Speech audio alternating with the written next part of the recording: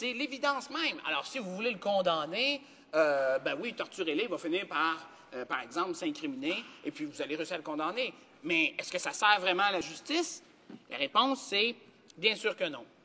Donc, nos sociétés, en Occident et même ailleurs dans le monde, de plus en plus, ont développé un État de droit, fondé sur plusieurs principes. Je n'en ferai pas l'énumération complète ni exhaustive, mais certains principes, pour ma part, qui me semblent importants. Un, la présomption d'innocence. On bâtit un système où on croit qu'on dit, bien, les gens, à la base, là, ils sont innocents, parce que c'est trop facile d'accuser quelqu'un sans preuve, d'atteindre sa réputation, de brimer ses droits. On va dire, on considère les gens innocents juste à temps qu'on fasse la preuve du contraire. C'est difficile, ça, Madame la Présidente. C'est pas nécessairement dans la nature humaine. Hein? Quand on voit un crime, un meurtre crapuleux et sordide, qu'un policier arrête quelqu'un, là, on a le goût de dire, hey, lui, là, il faut qu'il aille en prison, puis qu'il souffre, c'est lui le coupable, là. On le sent. Hein? Puis on a mis en place des systèmes pour se freiner nous-mêmes de ça, puis dire, bon, attention, considérons-le innocent, juste tant qu'on prouve qu'il ne l'est pas. On a aussi mis dans notre système, au Canada, la possibilité de se réhabiliter. C'est important.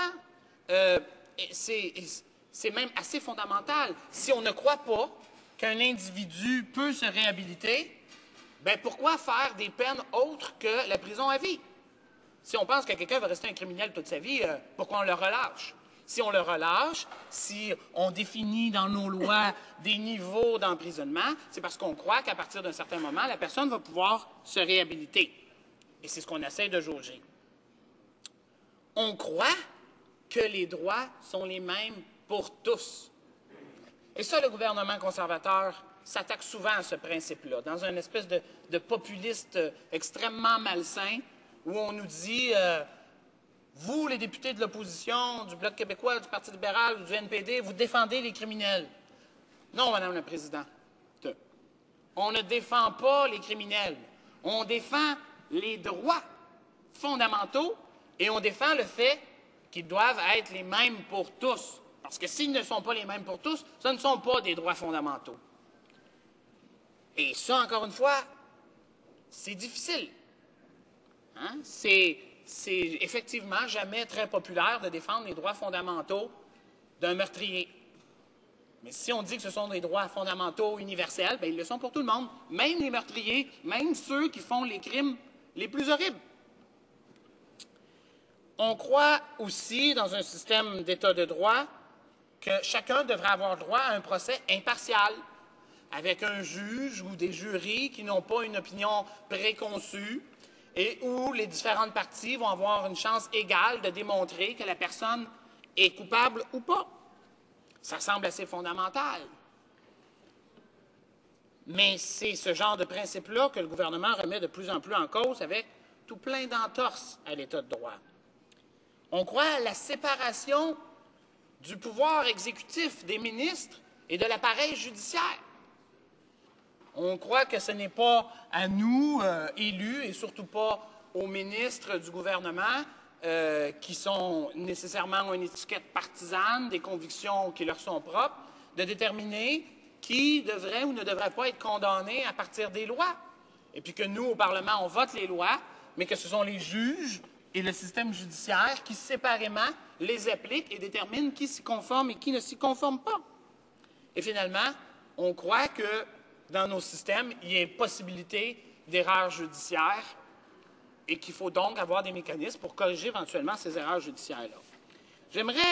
J'ai établi ça parce que je veux démontrer à quel point ce genre de projet de loi-là, de quelques articles, assez marginal, qui peut sembler secondaire, ouvre la porte à s'attaquer à ces principes-là et constitue un recul important. En donnant quelques exemples, 3 pour être plus précis. Dans le cas de Maher Arar, vous vous rappelez ce Canadien qui avait été expulsé vers l'étranger sous des fausses informations obtenues par les services de renseignement canadiens, secrets canadiens, qui avait torturé là-bas, finalement qui est revenu ici. Il y a eu une commission sur l'affaire Harare qui l'a complètement innocenté, qui l'a démontré qu'il n'avait aucun lien avec le terrorisme. Cette personne-là, elle n'a aucunement bénéficié de la part du gouvernement canadien du principe de présomption d'innocence, n'a aucunement eu droit à un procès impartial, n'a aucunement eu droit à la séparation du judiciaire de l'exécutif, parce que c'est le pouvoir exécutif qui a permis sa déportation d'abord vers les États-Unis et ensuite vers la Syrie. Et là, le gouvernement nous demande aujourd'hui, donnez-nous encore plus de pouvoir pour s'attaquer encore plus à nos systèmes de justice naturelle. Prenons le cas d'Alan Smith. Alan Smith a été condamné pour meurtre aux États-Unis, meurtre multiple. C'est pas un enfant de cœur, là. Hein? On s'entend, puis c'est pas super populaire de le défendre. On ne va pas défendre Alan Smith, mais on peut défendre les droits fondamentaux de tous. Et on croit au Canada, du moins c'est la volonté de ce Parlement, que la peine de mort est un châtiment cruel et inhabituel et qu'il ne correspond pas au droit à la vie auquel on croit. Bien, si on y croit au Canada, on y croit aux États-Unis aussi.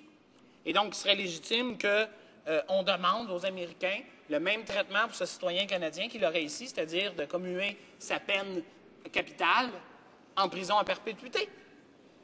Mais ce principe d'État de droit-là, où tout le monde a les mêmes droits, le gouvernement conservateur en a que faire. Et le principe, encore une fois, de séparation de l'exécutif du judiciaire, le gouvernement en a que faire. Il nous a répondu en Chambre, quand on l'a questionné, qu'à son avis, les crimes commis étaient très graves et donc il n'interviendrait pas.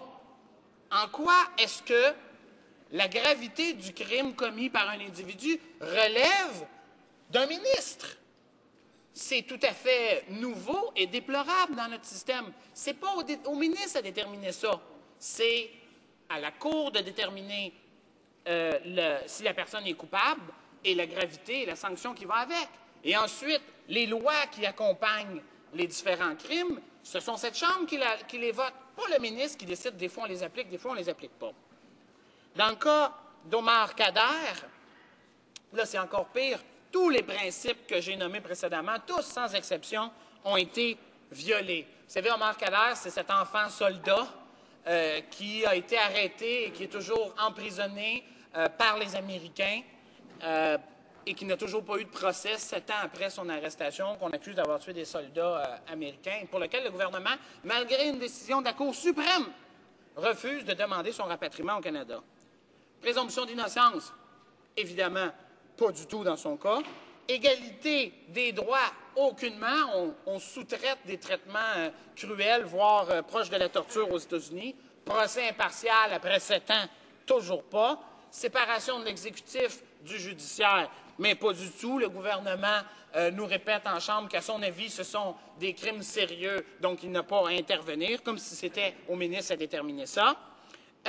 Possibilité d'une erreur judiciaire, aucunement. Et finalement, possibilité de réhabilitation si je dis bien, Omar Khadr est coupable de ce dont il est accusé au gouvernement. On ne veut pas du tout entendre parler de ça.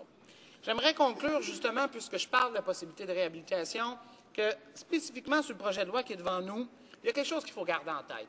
C'est que si ce projet de loi-là était adopté et qu'on devrait faire purger plus en plus souvent des peines à des Canadiens à l'étranger, gardons en tête que ces Canadiens-là, après leur peine, ils vont revenir ici. Ils ne sont pas du tout prêts à être réintégrés dans la société. Dans bien des cas, il vaudrait mieux les rapatrier ici, leur faire purger la peine au Canada et pour qu'ils soient ensuite plus en mesure d'avoir une chance de se réhabiliter et de se réinsérer dans la société. Merci beaucoup, Madame la Présidente. Question.